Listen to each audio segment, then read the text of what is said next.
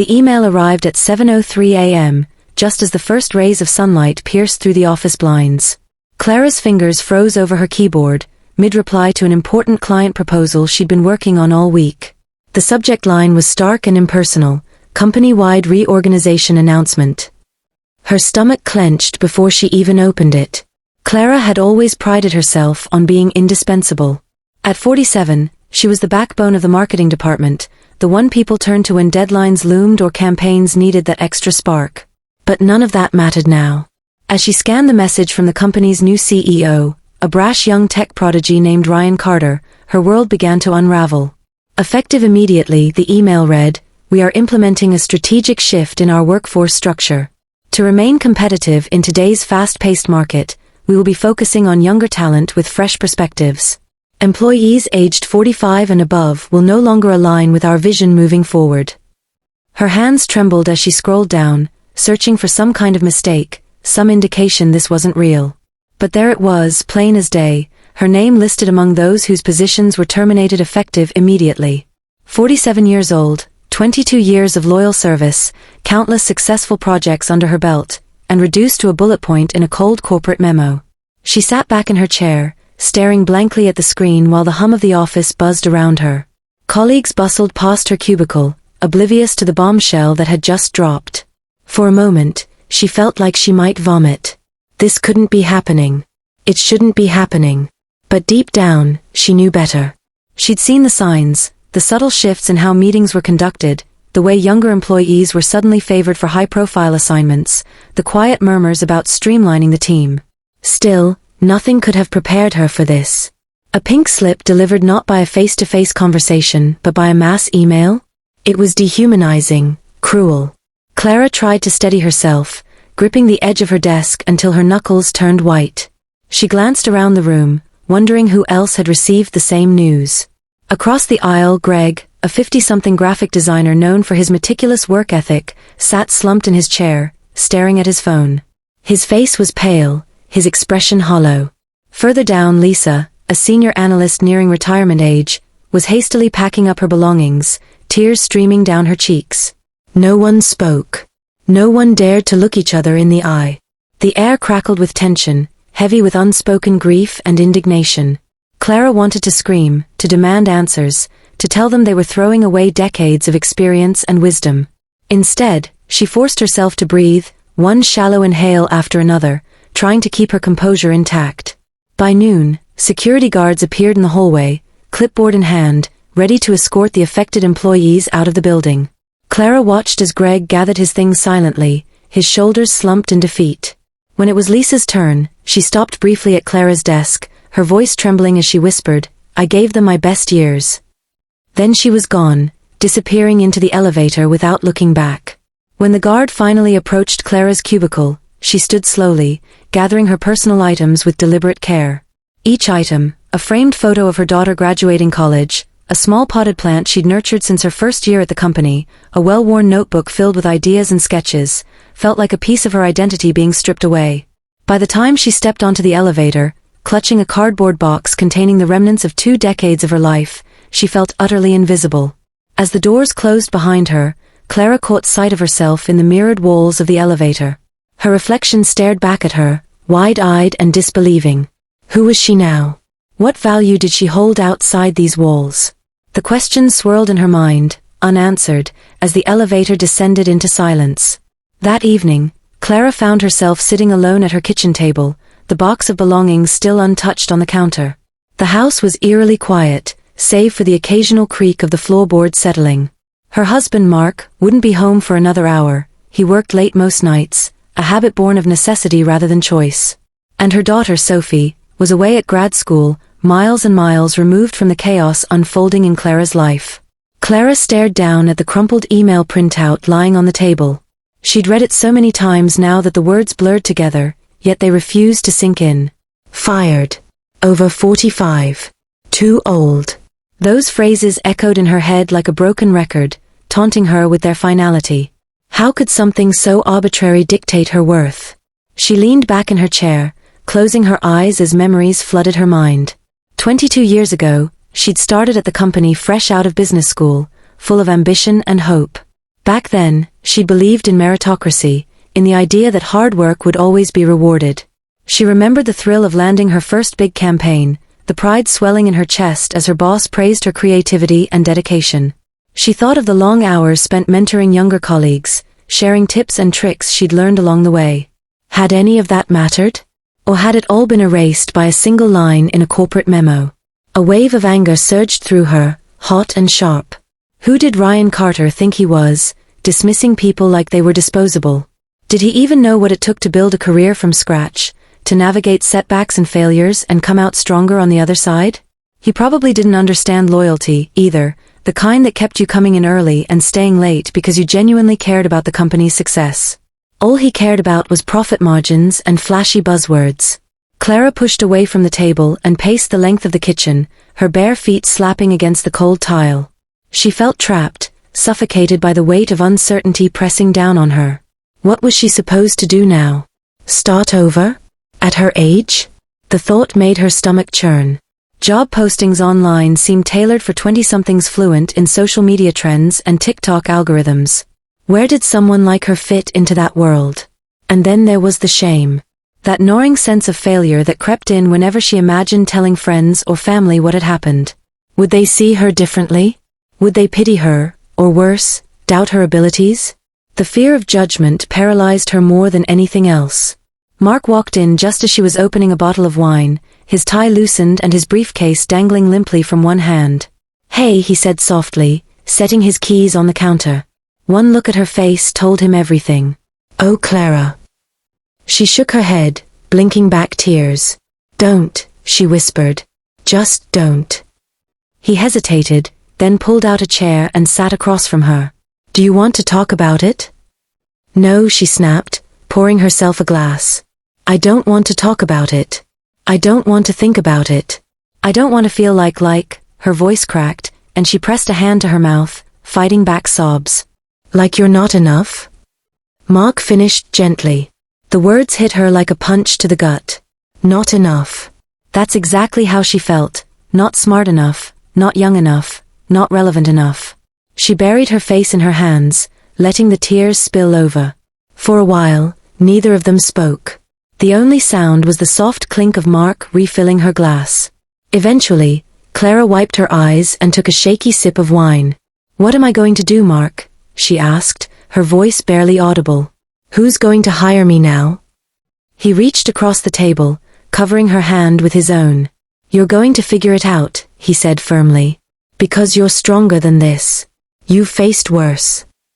But Clara wasn't so sure. Facing layoffs during economic downturns was one thing, being discarded like yesterday's news because of your age was something entirely different. It left a scar, a wound that ran deeper than any resume gap ever could. And as much as she wanted to believe Mark's reassurances, doubt lingered like a shadow, refusing to let her go. For days after the layoff, Clara existed in a haze of disbelief and inertia. She wandered aimlessly through the house, unable to muster the energy to tackle anything substantial. Mark tried to encourage her to take action, update her LinkedIn profile, reach out to contacts, but she resisted, paralyzed by the fear of rejection. Every time she considered starting anew, the same question nagged at her: why bother? Who would even want someone like me? Then came the morning when everything shifted. It started innocently enough, a notification on her phone from a former colleague, Beth, inviting her to join a networking group for women over 40. Clara almost ignored it, dismissing it as yet another reminder of her predicament. But something about the message stuck with her. Maybe it was the warmth in Beth's tone, or perhaps it was the realization that she wasn't alone in this struggle. Whatever the reason, she clicked accept and joined the group. The first meeting was held virtually, and Clara logged in reluctantly, expecting awkward small talk and thinly veiled desperation. What she found instead surprised her. The women in the group weren't bitter or defeated. They were determined, resourceful, and fiercely supportive of one another. They shared stories of reinvention, of finding new paths after careers derailed by layoffs or ageism. One woman had launched a thriving Etsy shop selling handmade jewelry, another had transitioned into freelance writing after losing her job in publishing. Their resilience inspired Clara in ways she hadn't anticipated. During the discussion, someone mentioned a local initiative called Second Act, designed to help older professionals pivot into new industries. Intrigued, Clara jotted down the details and decided to attend an informational session later that week. When she arrived at the community center where the event was held, she felt a flutter of nerves. Could this really lead anywhere meaningful? The speaker, a charismatic woman named Diane, wasted no time getting to the heart of the matter. Age is just a number, she declared, pacing the front of the room. Experience is power, and adaptability is key. Don't let anyone tell you otherwise. Her words resonated deeply with Clara, sparking a flicker of hope she hadn't felt in weeks. Afterward, Clara approached Diane, introducing herself and explaining her situation.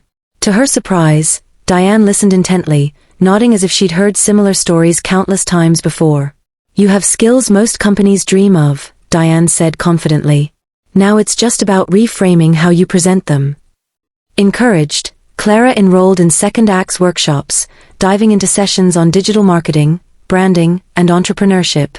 The learning curve was steep, but for the first time in months, she felt alive.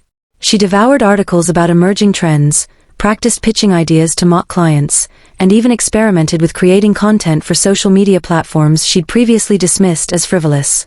Slowly but surely, she began to see herself not as obsolete, but as untapped potential waiting to be unleashed. Her breakthrough came unexpectedly during a brainstorming exercise. Tasked with identifying a problem she was passionate about solving, Clara realized she'd been quietly seething over the lack of resources for older workers navigating career transitions. Inspired, she drafted a proposal for an online platform connecting seasoned professionals with mentors and opportunities tailored to their unique needs. The concept excited her. It combined her expertise in marketing with her newfound passion for advocacy. Diane loved the idea and encouraged Clara to pitch it to a panel of investors affiliated with Second Act. Terrified but determined, Clara spent weeks refining her presentation, practicing until she could deliver it flawlessly. On the day of the pitch, her heart pounded as she stood before the panel, her voice steady despite the nerves coursing through her veins. When she finished, the room fell silent. For a moment, Clara feared she'd failed. Then one investor leaned forward, smiling. "This is exactly the kind of innovation we need," he said. "Let's make it happen." As the meeting wrapped up, Clara allowed herself a small smile. For the first time in months, she felt a glimmer of purpose, a sense that maybe, just maybe, she wasn't done yet. With the investors' backing secured, Clara dove headfirst into building her platform, tentatively named Next Chapter.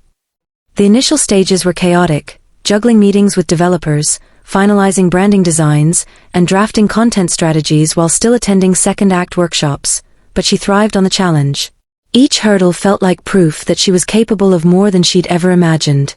Beth, her former colleague and now close friend from the networking group, offered to help with outreach efforts. Together, they crafted emails and social media posts targeting older professionals who might benefit from Next Chapter services. Clara also reached out to former co-workers, asking them to spread the word. To her delight, many responded enthusiastically, eager to support her venture. One afternoon, as Clara sat reviewing feedback from beta testers, her phone buzzed with an incoming call. It was Diane. "How's it going?" Diane asked cheerfully. "Better than I expected," Clara admitted, leaning back in her chair. "People seem genuinely interested. We've already got a few dozen sign-ups." "That's fantastic," Diane exclaimed. "But listen, there's something else. A major tech conference is happening next month, and I managed to get you a spot on a panel about diversity in the workplace. Thought it could be a great opportunity to showcase your platform." Clara's stomach flipped. Public speaking had never been her strong suit, especially not in front of large audiences. But she couldn't deny the potential impact. "Okay," she said finally. "I'll do it." Preparation for the conference consumed the next few weeks.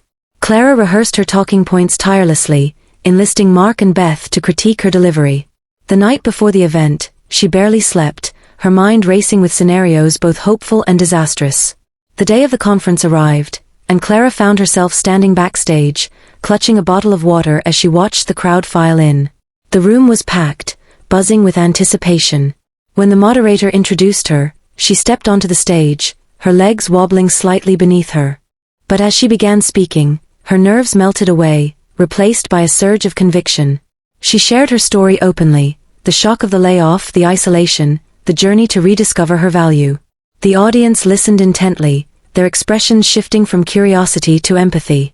When she unveiled Next Chapter and explained its mission, a ripple of applause broke out. Afterward, several attendees approached her, congratulating her and expressing interest in collaborating. Backstage, Diane greeted her with a hug. "You killed it," she said proudly. "That was incredible." Clara smiled, feeling a sense of accomplishment she hadn't experienced in years. For the first time since the layoff, she truly believed she was making a difference, not just for herself, but for others facing similar struggles. In the weeks following the conference, interest in Next Chapter skyrocketed. Clara fielded inquiries from potential partners, journalists, and even representatives from larger organizations seeking guidance on fostering inclusive workplaces. With each new connection, her confidence grew. She hired a small team to manage operations, allowing her to focus on strategy and partnerships. Despite the progress, challenges remained. Some critics dismissed her efforts as naive idealism, arguing that systemic issues couldn't be solved by a single platform. Others questioned whether older workers truly needed specialized resources or if they should simply adapt to existing systems. Clara wrestled with these doubts privately, reminding herself why she'd started this journey in the first place. One evening, as she reviewed user testimonials praising Next Chapter's impact, Clara reflected on how far she'd come. From the depths of despair to standing on a stage advocating for change, she transformed adversity into action. Yet, the road ahead was uncertain. Could Next Chapter scale effectively? Would it withstand scrutiny from skeptics? And most importantly, could it create lasting change? These questions lingered as Clara closed her laptop, gazing out the window at the city lights twinkling below. Somewhere out there were countless others like her, grappling with the same fears and frustrations. She owed it to them, and to herself, to keep pushing forward. Clara's determination only grew stronger as she faced each new challenge. The skeptics and critics became fuel for her fire, pushing her to refine Next Chapter into something even more impactful. She poured her energy into expanding the platform's features, adding tools like personalized career assessments, virtual networking events, and a mentorship matching system that paired seasoned professionals with younger counterparts eager to learn from their experience. Word of Next Chapter spread rapidly, thanks in part to glowing testimonials from users who credited the platform with helping them land new jobs, launch businesses, or rediscover their confidence. Journalists began writing about Clara's story, framing her not just as a victim of ageism but as a trailblazer redefining what it meant to thrive later in life. Major media outlets featured her work, and soon invitations to speak at conferences and panel discussions flooded in. One day, while scrolling through emails, Clara came across one that made her heart skip a beat. It was from Ryan Carter, the very same CEO who had fired her months earlier. His message was brief but striking. "I've been following your journey with Next Chapter, and I have to say, I'm impressed. Would you be open to discussing how we might collaborate?" At first, Clara felt a surge of indignation. How dare he reach out now, after everything? But then curiosity took hold. What could he possibly want? Against her better judgment, she agreed to meet him for coffee. When they sat down together, Ryan seemed nervous, fidgeting with his cup as he spoke. "Look," he began, "what happened with the layoffs, it wasn't personal. I thought I was doing what was best for the company. But seeing what you've built since, well, it's made me rethink some things." Clara raised an eyebrow, skeptical but intrigued. "Go on." Ryan explained that his own company was struggling with retention and morale issues, particularly among older employees who felt undervalued. He admitted that firing people based solely on age had been short-sighted and damaging, not just to those affected but to the organization as a whole. "Your platform has shown me there's another way," he said earnestly. "I'd like to partner with Next Chapter to create programs within my company that support all employees, regardless of age." For a moment, Clara considered turning him down flat. After all, this was the man who had callously dismissed her value. But then she remembered why she had started Next Chapter in the first place, to make a difference, not just for herself but for others. If partnering with Ryan could help bring about meaningful change, wasn't that worth exploring? "All right," she said finally, extending her hand. "Let's talk details." The partnership turned out to be a turning point, for both Clara and Ryan's company. With Next Chapter's guidance, the tech firm implemented initiatives like reverse mentoring, where younger employees taught older ones about emerging technologies, while older workers shared insights on leadership and strategy, flexible work arrangements, and training programs tailored to employees of all ages. Morale improved dramatically, and productivity soared. Other companies took notice, reaching out to Clara to replicate similar programs within their organizations. As Next Chapter continued to grow, Clara found herself reflecting on how much had changed in such a short time. From being discarded and invisible, she had become a beacon of hope for countless others navigating midlife transitions. Her inbox was filled with messages of gratitude, from people who had landed dream jobs, started second careers, or simply regained their sense of purpose because of her work. One evening, Mark surprised her with dinner reservations at their favorite restaurant. Over candlelight, he raised his glass and smiled. "To Clara," he said warmly, "the woman who refused to let anyone define her worth." Tears welled up in her eyes as she clinked her glass against his. "To us," she replied softly, "and to second chances." That night, as she lay in bed staring at the ceiling, Clara allowed herself to feel the full weight of what she'd accomplished. She thought about the young woman she used to be, the ambitious graduate eager to prove herself, and realized she still carried that same drive, albeit tempered by wisdom and resilience. Age hadn't diminished her, it had deepened her. The next morning, she woke early and headed to her home office, ready to tackle the day ahead. As she logged onto her computer, she noticed a notification from Next Chapter's analytics dashboard. Overnight, the platform had reached a milestone, 100,000 registered users.